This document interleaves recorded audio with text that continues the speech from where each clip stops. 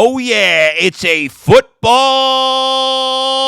Friday edition of the Bullpen with Adam the Bull. It is Friday, September the 16th, 2022. And on Sunday, the Browns play their 2022 home opener with Brownie the Elf on the field and taking on the Jets. Will they send them packing and crying home, ship them back to New York where they belong? That's coming up. Plus all the picks in NFL week number 2. And an ugly game, a rare one these days, for the Cleveland Guardians. That's all coming up in the Bullpen with Adam the Bull.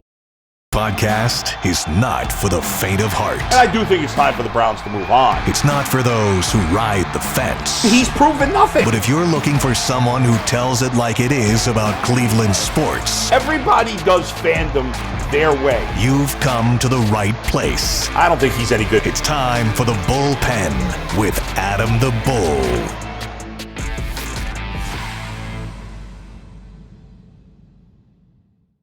Will this be the year? Will this be the year that Nick Chubb leads the league in rushing? He's come close a few times. He's missed some games due to injury. We know he shares carries with Kareem Hunt. We've complained in the past that he doesn't get the workload that some others have, like Derrick Henry and Dalvin Cook and a couple other guys, Jonathan Taylor last year. Nick Chubb is as good as any of those guys. In terms of just running the football, I would say he's better than any of those guys. Nick Chubb is an absolute superstar. I've said it once. I've said it a million times. Could this be the year that he gets over the top and leads the league in rushing? Well, it certainly can be. He finished actually 4th in rushing yards week 1 of the season. Saquon Barkley, back to health, had a great game at 164 yards on the ground. Jonathan Taylor, 161. DeAndre Swift of the Lions, 144. And then Nick Chubb finished 5th at 141. And listen, if Barkley stays healthy, you'd expect him to be in the mix. It's been a few years, so I wouldn't hold my breath for that. Certainly Jonathan Taylor led the league in rushing by a lot last year. Some of that because Derrick Henry got hurt. But still, all due credit to him. And DeAndre Swift is a really talented young back on a Lions team. But they'll be down in a lot of games, so I don't know that he'll be able to keep up that pace. I think Nick Chubb on this team that is going to be run-heavy. Now, don't get me wrong. The Colts and Giants in particular, and to some degree the Lions, will be run-heavy teams also. So, with health, any of those guys could lead the league in rushing. They're all very talented backs, just like Nick Chubb. And ultimately, for the Browns to have the season they want to have, Nick Chubb doesn't need to lead the league in rushing. He just needs to be somewhere near the top, as he's quite often been. But if he can stay healthy this year and play a full 17-game season, I think that Nick Chubb has a great chance, as anybody, to lead the NFL in rushing. Now, he's missed time. Last year, he missed 3 games. He doesn't miss a ton of time. Let's not get nuts. His first 2 seasons, he didn't miss any games. He missed 4 games in 2020 and 3 games last year. So 7 games over the last 2 seasons missed.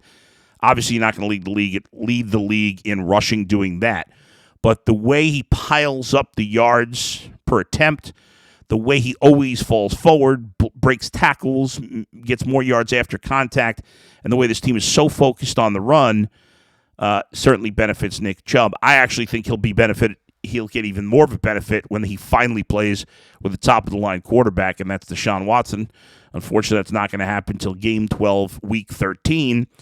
So I think he'll be helped even more, and that'll be a bigger deal probably next year when there's a decent chance that Kareem Hunt is gone. I bring this all up because for the Browns to win a lot of games with Jacoby Brissett, they have to keep doing what they did last week. They have to dominate on the ground. And if they have a rare game where Chubb gets off to a bad start, like we saw last year against Baltimore, as Jay pointed out on the Ultimate Cleveland Sports Show earlier this week, you can't give up on it. You know, that game was like, I think Nick Chubb had like 8 carries for 15 yards. Well, maybe if he'd stuck with the plan and still given him 15 to nothing else was working, if he'd given him 20 carries, eventually he would have gone. You look at Nick Chubb's history, 80% of the games where he's had at least 14 carries, not 18, not 20, not 22. If you look at games where he's had at least 14 carries, and 80% of those games he's had at least 80 yards. So the games where Nick Chubb is not much of a factor, it's usually because he doesn't get the ball much, not because he's not effective. He has had a few games where he hasn't been effective, mostly because he wasn't getting the blocking or whatever. No failure on his part, really. But those games have been so rare. I think until a team proves that they can stop Nick Chubb and stop this running game of him and Kareem Hunt, Chunt, if you will, which I hate, but we'll go with that for now. Until anybody proves that they can stop it, I'm pounding the rock, continuing to do that, which is why I think the Browns will play a lot of close games. However, when you look at this game specifically, and when you look at their opponent here, I do think they will run the ball a lot.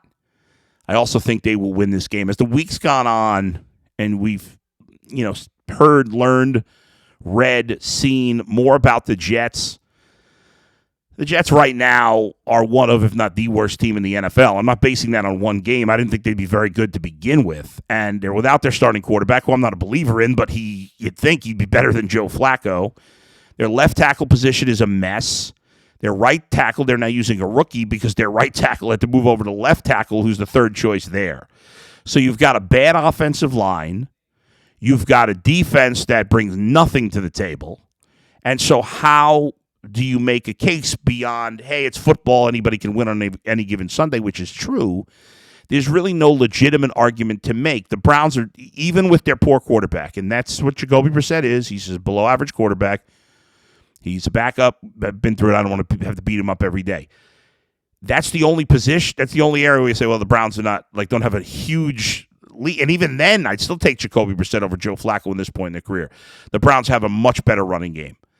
They have, receivers / tight end is probably neck and neck, but the Browns have at least the offensive line to not only help Nick Chubb, Kareem Hunt run the ball, but also protect Jacoby Brissett, who was barely touched last week against Carolina, who's got a better defense than the Jets.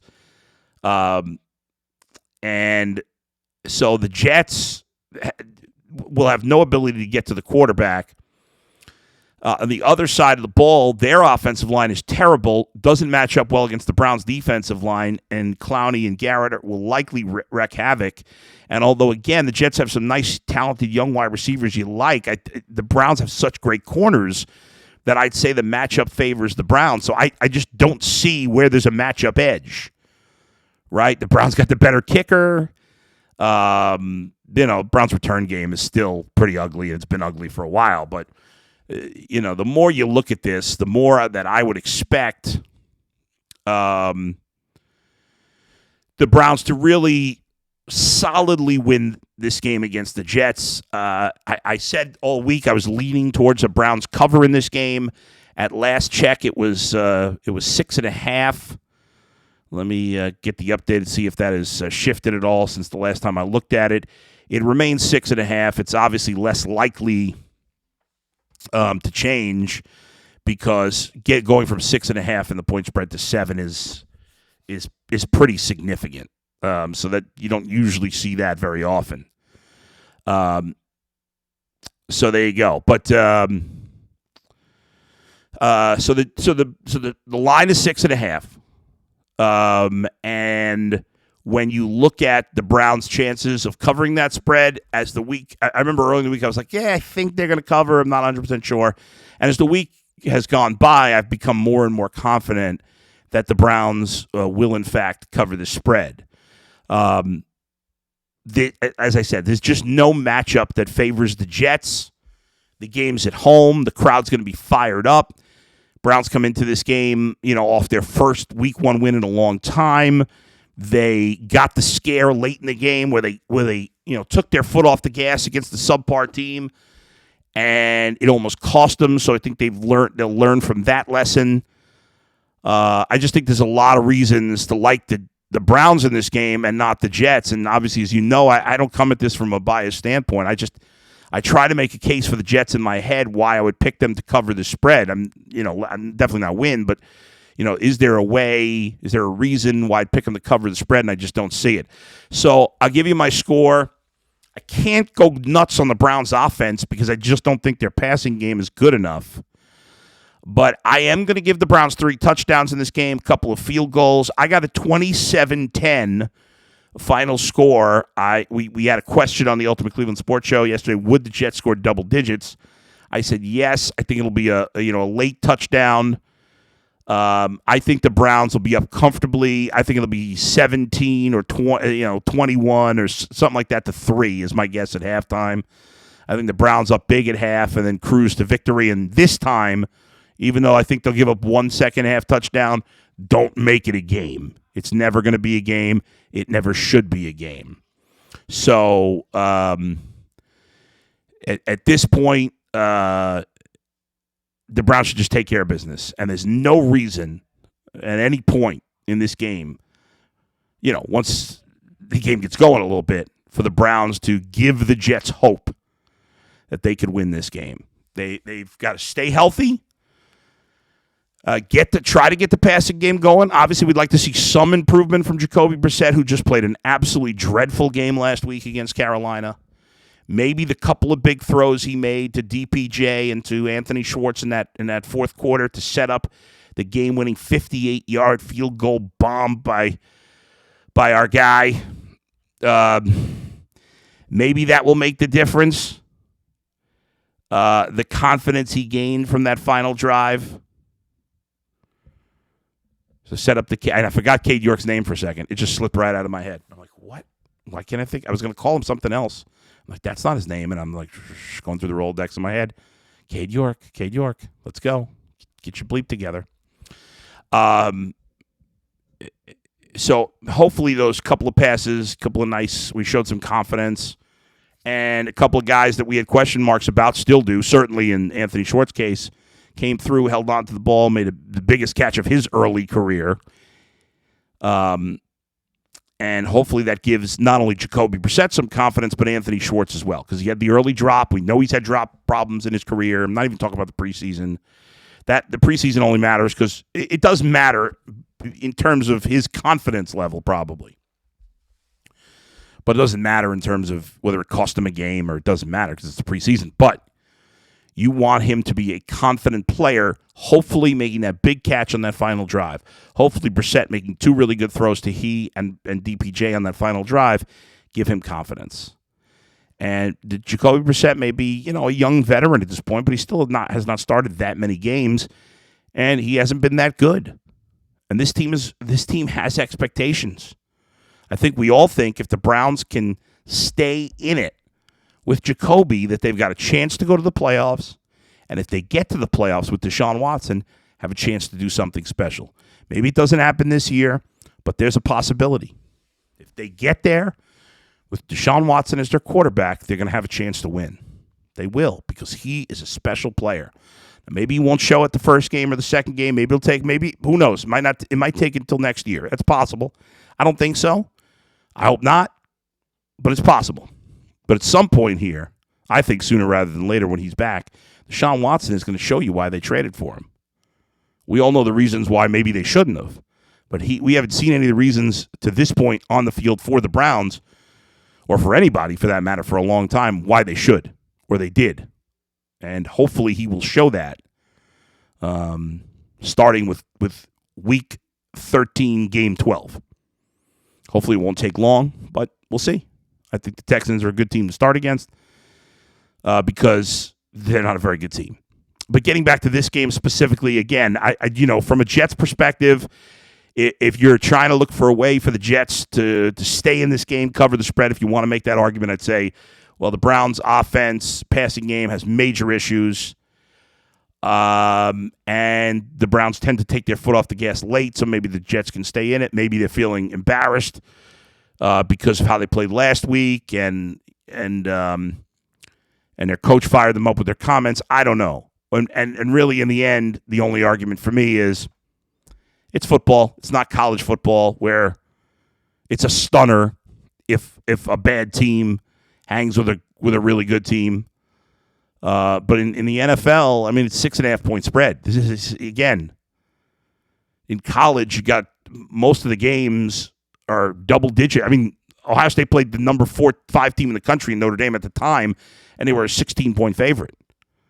The Browns are playing maybe the worst team in football. They're at home. They're not the best team in football right now, but they're pretty good, and they're only a 6.5-point favorite. So that's it. So it's not crazy to think the Jets could stay in the game. But when I analyze it, when I look at Browns' run game versus the Jets' run D, I see a huge edge for the Browns. Browns run offense, pass offense versus the Jets D. I think the Browns have a slight edge there. Jets pass offense against Browns defense, big edge Browns. Jets run offense against Browns defense, again, not as big an edge, but I'd say slight edge Browns. Kicking game versus kicking game, I go with the Browns. So what do I got? What's my argument? I don't have one, and that's why ultimately I expect the Browns to cover. All right, coming up later, I'll get to the what probably was an expected loss to the White Sox. I don't like that they kind of just threw the game away, but we'll get to that later. When we come back, we'll go through all the other NFL games for this weekend, not including the Monday Nighter, and I'll pick all the games versus the spread. That's coming up. First, I want to let you know that betonline.net is your number one source for all your pro and college football betting needs and sports info this season. Find all of the latest football league developments, game matchups, news, and podcasts, including this year's early season games. BetOnline is also your continued source for all your sports wagering information, including live betting, esports, and scores. The fastest and easiest way to check in on all your favorite sports and events, including MLB, MMA, boxing, and golf. Head to the website today or use your mobile device to learn more about the trends and action. BetOnline, where the game starts. All right, quick water break.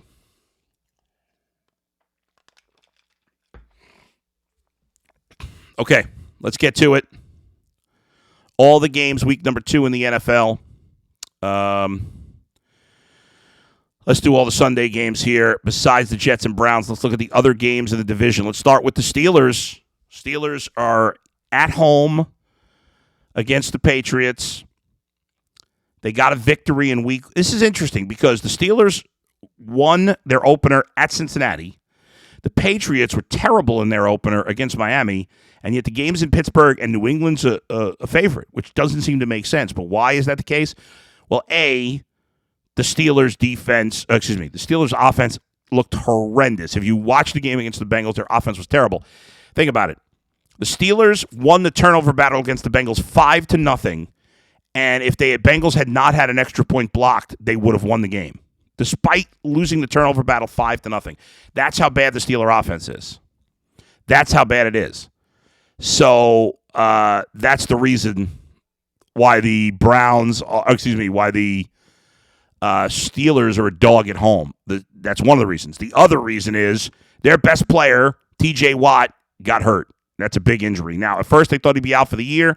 Looks like he won't miss the whole year, but he's certainly going to miss the next few weeks, and he's certainly going to miss this game. They are not the same team. So you look at a team that's terrible offensively and very good defensively. Well, now without T.J. Watt, they'll still be good defensively, but not as good. They're probably a little, they're probably just solid defensively. I like the Patriots in this game, even though I don't love that they're favored, to be honest. I don't love either team here. But I didn't think the Steelers were very good with T.J. Watt. Without him, I think they're definitely a below-average team. And while I don't love the Patriots, I'm not betting against Belichick 2 weeks in a row. I'll take the Patriots to win a close game. They're favored by 2. I'd love it as a pick 'em. I'm going to pick the Patriots to win, barely covering, but I'll take them to win by a field goal in this game. Second game in the division, also at 1 o'clock. Same as the Browns, same as the Steelers. Dolphins at the Ravens. This is an interesting game. The Dolphins were at home last week and got a victory over the Patriots. We talked about that. The Ravens went to the Jets and won that game. Both teams played well in week 1. Ravens are at home and a 3.5-point favorite. Now, I am not nearly as high on the Ravens as most people are, but I'm higher on the Ravens than I am on the Dolphins. I don't buy that these teams are even on a neutral field. I obviously the Dolphins have much better talent at wide receiver, and the defenses are close. But I'll take the Ravens running game, and I'll take the Ravens quarterback over the Dolphins. Especially if Dobbins can get back for this game. I say the running game, although their running game was not very good last week. I just expect them to run well, and the Dolphins have some interesting running back talent, and Tua did play well, but I'm not betting against Lamar at home. I don't love the spread because I think it's going to be close. I don't like that it's 3.5 because I could see the Ravens winning this game by 3, but I will take the Ravens at home to win by 4 to 6 points. But again, close. I'd probably stay away from both the Patriots-Steelers game and the Dolphin-Raven game if I didn't have to pick, and not that I have to. The Bengals lost their first game, lost the home opener. We talked about it. The 5 turnovers by Joe Burrow, as bad a game as I've seen him play, still should have won it if it wasn't for a blocked extra point. They go to Dallas. Dallas lost their first game, looked terrible, and now their quarterback's out. The Cowboys were a bad team with Dak, or a below-average team with Dak Prescott. They are much worse, and you got to figure the Bengals, after the sloppy game they played last week, when they weren't turning it over, the offense was moving the ball pretty well against the Steelers. Mixon ran it well. Jamar Chase had a big game, although T. Higgins may miss the game. He had a concussion last week, but there's no way you could pick the Cowboys in this game, even at home, even with 7 points, not with Dak Prescott. I mean, what do they have? They have a bad quarterback. They got one good wide receiver. Their running game, they have talent there, but their offensive line stinks, and their defense is very questionable. I like the Bengals on the road. Again, I'd probably stay away from all 3 of these games if I was just picking best bets because it's a lot of points to give up on the road. But I think the Bengals are going to be feisty after they really played a terrible game against the Steelers, and it should have won and let it get away. So I'll take the Bengals -7 in this one. That game is at 4:25 on CBS. Other games, here we go. I'm going to go pretty quickly around the rest of them. The Commanders at the Lions. Commanders 1-0, Lions 0-1. The game's in Detroit. The Lions are favored by 1. I think both of these teams stink.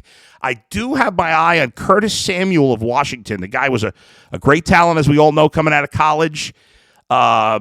He was been hurt a lot. Last week, they threw to him a lot. They also used him out of the backfield a number of times, not a surprise. And I'm curious to see what the Commanders do with that again. Carson Wentz tends to play well early in the season and then stinks it up late in the year. Jared Goff is just shot. He hasn't been any good for years. I don't know why people thought the Lions would be good. I do like their talent, skill position-wise. I love DeAndre Swift, but it's not enough. I'll take the Commanders getting a point in Detroit.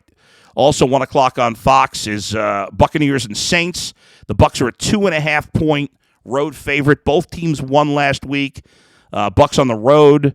Both teams were on the road. The Bucs go their second straight road game. Tampa Bay, New Orleans has had Tampa Bay's number for whatever reason. They played very well against Tom Brady.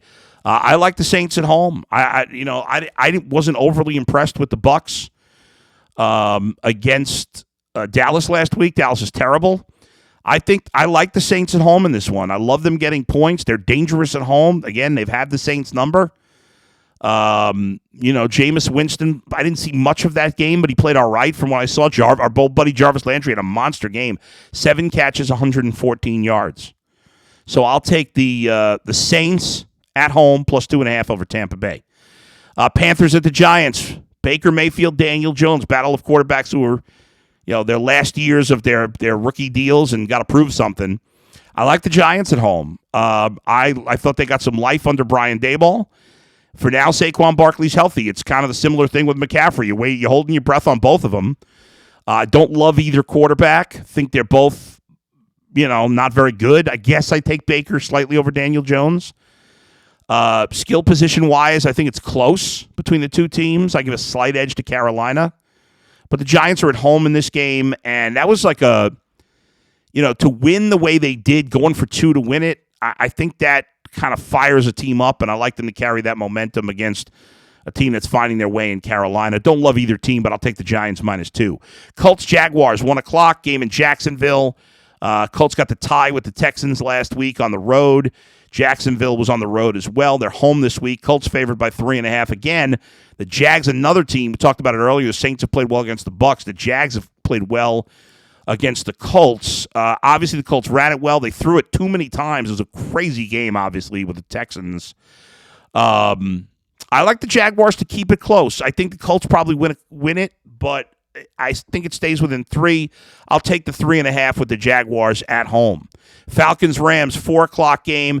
One of the biggest favorites of the week. The Rams are a 10-point favorite at home. Second straight home game. They got humiliated in their first game. However, that was against Buffalo, maybe the best team in football. The Falcons are one of the worst.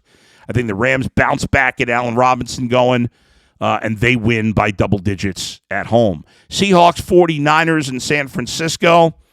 Seahawks played very well in their first game. Everybody thought they were going to be terrible. They played well. The Niners, everybody thought they were going to be great. They were terrible. And I'm surprised the spread's so big at 8.5, but I'm not going to be a prisoner of the moment. The Niners, in the end, are a much better team, despite how both played last week. Trey Lance will play better this week. They will cover the 8.5. Texans and Broncos. Broncos are a 10-point favorite, coming off that road loss with Russell Wilson returning to to Seattle. And the Texans, obviously, just mentioned, had the tie. I would expect the Broncos to win this game easily. I think they win by 14 points. Cardinals and Raiders. Raiders are a 5.5-point favorite at home in Vegas. It's the home opener. They lost, obviously, last week to the Chargers. I hate the Cardinals this year. I think they're going to have a miserable season. I think the Raiders win big, double-digit victory. And finally, Sunday Night Football. I like the Bears to stay within 10 of the Packers, but the Packers win, don't cover. I got the Bears surprisingly close. I have this as like a 20-14 game, 20-17, something like that. So even though I think the Packers win, I'll take the Bears plus the 10 in Green Bay on Sunday night. Monday night doubleheader. We'll get to these games on Monday. Titans, Bills, and Vikings, Eagles. Folks, let's talk Sleeper. Sleeper is the fastest growing fantasy platform today. With the NFL season kicking off, Sleeper is climbing the charts with over 4 million plus users. In addition, they just launched 22 new features, including over-unders integrated into fantasy, the first sports contest game built into the fantasy experience. Not only can you enter a contest via over-under itself, but you can also do so through your fantasy league's matchup screen. It's super simple. First, in any sport, choose 2 or more players that you like and pick the over-under. For example, rushing yards in football, number of points in basketball. Then choose the amount of money you want to enter into the contest. If you pick correctly, you can win anywhere from 2 to 20 times the money you put in. The main reason I'm excited about over-under on Sleeper is that it's the only app where I can join my friends' contests and play together. It's got a group built-in chat where we can talk trash. So don't wait another minute. Download Sleeper now. Play the over-under game. Have fun. Make some money. On your mobile phone, join our listener group on Sleeper at sleeper.com/lockedonbets or sleeper.com/lockedon today. And Sleeper will automatically match your first deposit up to $100. Again, go to sleeper.com/lockedonbets or sleeper.com/lockedon today, and you'll get a $100 match on your first deposit up to $100. Terms and conditions apply.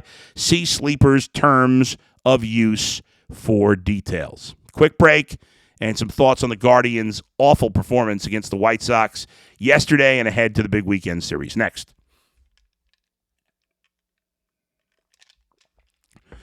I said it in the podcast yesterday. I didn't like the idea. I give the Guardians the benefit of the doubt because they've had such a great season. Tristan McKenzie was supposed to pitch yesterday. They decided to push him back for the Twins series, even though the White Sox are ahead in the standings or were. So I understand their fourth and fifth pitcher situations right now are a mess. Not that they were great with Plesac and Savali, but at least there's veterans. You know what I'm saying? But they decide to go with the kid. And obviously it did not it did not go well. And that was unfortunate.